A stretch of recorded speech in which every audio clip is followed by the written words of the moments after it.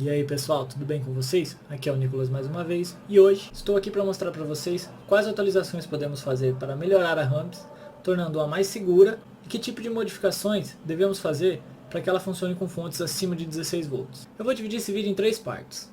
Nessa primeira parte eu vou falar um pouco mais da Ramps para vocês, modo de construção, como ela funciona, esse tipo de coisa. Na segunda parte eu vou falar para vocês sobre alguns problemas que ela pode vir a apresentar com o tempo e como é que a gente pode resolvê-los para torná-la mais segura. E na última parte, eu vou ensinar a vocês como adaptá-la para que ela funcione com fontes acima de 16 volts. Então bora ver como é que faz. Primeiramente, a Ramps é um shield de conexão com o Arduino Mega. Ela foi feita com o intuito de facilitar as conexões dos componentes mais comuns de uma impressora 3D. Podemos ver aqui a entrada de energia da Ramps.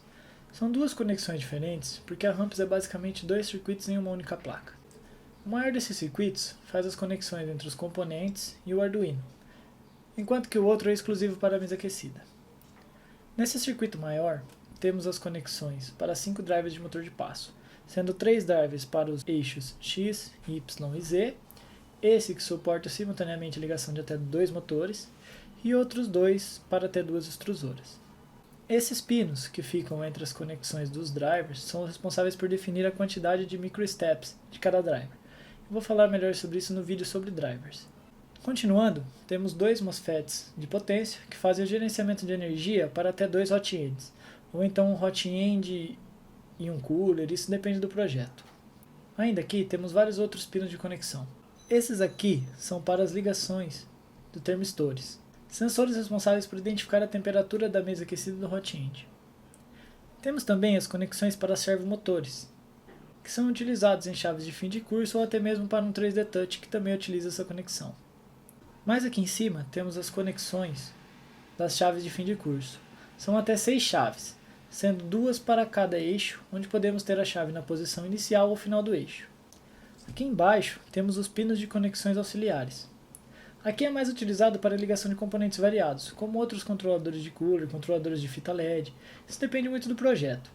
Aqui na parte de trás, juntamente com o auxiliar 3, temos as conexões para controladores LCD. Aqui nós utilizamos uma dessas placas que faz a conexão com uma grande variedade de LCDs para a visualização de informações da impressora. Ela é conectada dessa forma aqui. Então ela pega todo esse barramento aqui de trás, todos esses pinos, e pega também todo o auxiliar 3. Aqui na parte frontal temos os soquetes de saída de energia dos MOSFETs, e aqui alguns fusistores e diodos de proteção. Agora que eu já falei do primeiro circuito, falta o segundo. Esse segundo circuito ele é exclusivo para a mesa aquecida. Ele tem um fusistor, um MOSFET de potência e um soquete de saída. Pronto galera, já falei sobre a Ramps. Agora vamos aos problemas e como resolvê-los. O primeiro deles já se encontra bem aqui no início da placa, os conectores de energia. Esses conectores são feitos para suportar cerca de 10 amperes de corrente. O problema é que a mesa aquecida consome facilmente mais que isso, chegando a 3 amperes ou mais. Porém esse problema é fácil de ser consertado. Basta soldar os fios que vêm da fonte de energia, ou então utilizar fios com conectores que suportam corrente maiores, direto na parte de baixo da Ramps. Basta soldar os fios aqui mesmo, dessa maneira, e pronto, a gente já resolveu esse problema. Ou podemos também retirar esse conector e soldar o fio no lugar dele, aqui na parte de cima mesmo. Continuando, já temos outro problema, os fusistores. O fusistor é basicamente um resistor que aumenta sua resistência conforme a quantidade de corrente que passa por ele. Quando a corrente chega a um ponto chamado de corrente de disparo, a resistência cresce acentuadamente. Como a resistência total aumenta, a corrente fornecida para o equipamento diminui, protegendo o circuito contra maiores danos. Uma vez eliminada a causa da sobrecarga, o fusistor reassume a baixa resistência, retornando ao estado inicial, e por esse motivo ele também é chamado de fusível resetável. O problema é que eles não funcionam tão bem na prática quanto na teoria. Aqui na Ramps temos 2 fusistores. O menor é um UF500, de 5 amperes e 30 volts. Ele é o responsável por liberar a corrente para os drivers e MOSFETs do hot end. Vamos supor que cada um desses motores NEMA 17 estejam utilizando 1 A de corrente para que funcione normalmente.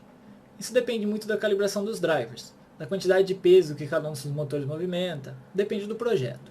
Então, se estivermos utilizando 5 motores desse, já temos 5 A de corrente sem sequer contar com o nosso hot end.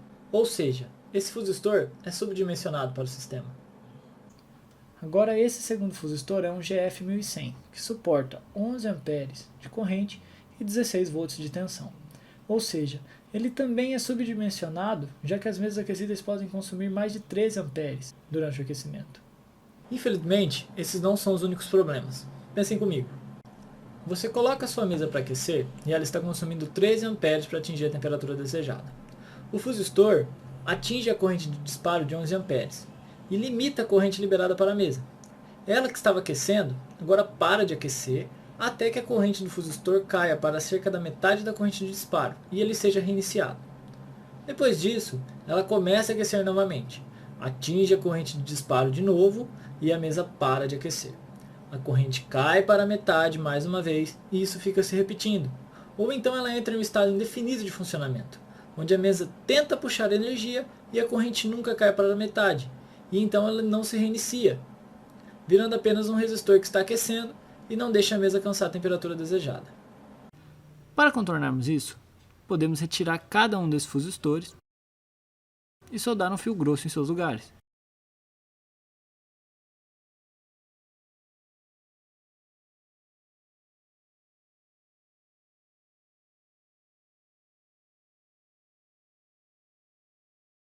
E depois, quando formos ligar a fonte na ramps, colocamos aqueles suportes de fusível automotivo em linha. 2 de 15 A devem ser o suficiente. Outra coisa que podemos fazer para melhorar a segurança da ramps é colocar dissipadores de calor nos MOSFETs de potência. Aqui eu tenho 3 STP55NF06 de canal N, que suportam uma tensão de 60 volts e 50 A. Eles aguentam funcionamento de boa, mas ficariam mais refrigerados se tivessem dissipadores de calor. Porém, é meio difícil colocá-los, já que a placa não oferece muito espaço. Para isso, basta retirar os MOSFETs, soldar fios nas pernas do componente,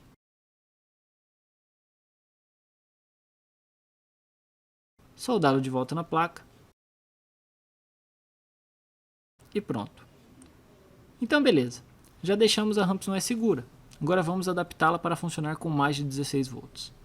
Primeiro eu devo dizer a vocês que se você está construindo a sua impressora do zero, eu te recomendo a utilização de uma fonte de 12 volts e não uma de 24. Isso porque a maioria dos componentes de uma impressora 3D funcionam com 12 volts. Mas se a fonte de 12 volts é melhor, por que eu estou utilizando uma de 24?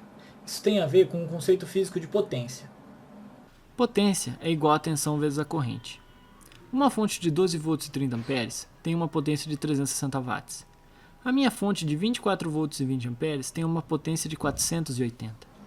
Ou seja, utilizando uma fonte de 24 volts, eu não teria todos esses problemas com excesso de corrente que nós acabamos de resolver nessa parte anterior do vídeo. Vamos pegar o exemplo do cartucho de aquecimento do hot end. Ele tem uma potência de 40 watts, e se dividirmos isso pela minha tensão de 24 volts, eu tenho um consumo aproximado de 1.7 amperes. Aqui não se vê muita diferença, mas na mesa aquecida eu passo de 13 amperes para no máximo 7, ou seja, o conector de energia de 10 amperes original da ramps já é o suficiente. Até aqui tudo bem, já não tenho mais problemas com excesso de corrente no meu circuito, mas agora eu tenho um problema com excesso de tensão. E o primeiro problema se dá com a alimentação do Arduino Mega. A fonte de energia recomendada para ele deve ser entre 7 e 12 volts, e no máximo 20. Utilizando 24 volts eu tenho grandes chances de queimar o meu Arduino. Para resolver isso, eu preciso primeiramente cortar o fornecimento de energia do Arduino através da ramps. E para isso, eu tenho que retirar esse diodo D1. Esse aqui que fica mais ao centro da placa. Depois que retirarmos ele, o Arduino não será mais alimentado através da fonte, então eu precisaria alimentá-lo de uma outra maneira. Existem várias maneiras de fazer isso. Podemos utilizar uma fonte separada como essa, que tem um conector centro positivo. Basta conectá-la ao Arduino dessa forma e pronto, o nosso sistema já vai estar sendo alimentado. Podemos também alimentá-lo com o cabo USB. O problema é que se você conectar ele ao computador, você tem que deixar o computador ligado durante todo o tempo que a impressora estiver em funcionamento. O que não é muito vantajoso, porque se você tiver impressões muito longas, você vai acabar gastando energia em dobro, porque o computador vai ter que ficar ligado também. Outra forma é usar um desses reguladores de tensão externos. Depois que nós configurarmos para que ele saia 5 volts aqui na saída, basta ligarmos a qualquer um dos pinos de 5 volts aqui da Ramps, que o Arduino já vai ser alimentado através desses pinos. Uma outra maneira, que é um pouco mais radical, digamos assim, é trocar o Arduino Mega por uma outra controladora que seja compatível e que aceite uma tensão maior na entrada. Esse é o caso do Taurino. Ele é uma placa 100% compatível com o Arduino Mega, que suporta uma tensão de entrada de até 35 volts, e com isso resolvemos os problemas de alimentação do Arduino. Agora precisamos resolver os problemas da Ramps. O primeiro deles é o GF1100. Ele suporta no máximo 16 volts de tensão. Então, se por algum motivo eu ainda não retirei ele da minha placa e acabei ligando ela com todos os componentes e colocando a minha mesa para aquecer, ele vai literalmente pegar fogo. Para resolver isso é fácil, é só tirar ele do lugar e soldar o fio, como nós fizemos anteriormente já. O outro problema que podemos ter vai depender da placa de cada um de vocês. Aqui na minha placa, como vocês podem ver, eu tenho capacitores de 35 volts. Existem outras versões da Ramps que utilizam capacitores de 16 volts. E se nós ligarmos ela em 24 volts, os capacitores torram também. Esse problema pode ser resolvido de duas formas. Ou vocês trocam a Ramps por uma que tenha os capacitores com a tensão maior, ou nós podemos trocar todos os capacitores por outros de mesma capacitância, mas com uma tensão maior do que de 24 volts. E é isso, pessoal. Agora já temos a nossa Ramps funcionando em 24 volts e com bem menos chances de pegar fogo. Lembrando que os upgrades de segurança podem ser feitos mesmo que vocês estejam utilizando a Ramps em 24 volts. Então é isso, galera. Espero que vocês tenham gostado. Eu tentei passar a maior quantidade de informações para vocês de uma maneira fácil de se entender e espero ter te ajudado a deixar a sua impressora mais segura. Nos próximos vídeos eu falarei mais sobre os drivers e também falarei sobre o Hot End Diamante. Então não esqueçam de se inscrever no canal se gostaram do conteúdo e lembre-se de ativar as notificações para ser avisado assim que os novos vídeos forem enviados. Deixa aquele like se esse vídeo te ajudou de alguma forma. E qualquer dúvida é só deixar aqui nos comentários que eu responderei assim que possível. Valeu, galera. Aquele abraço. Tchau, tchau.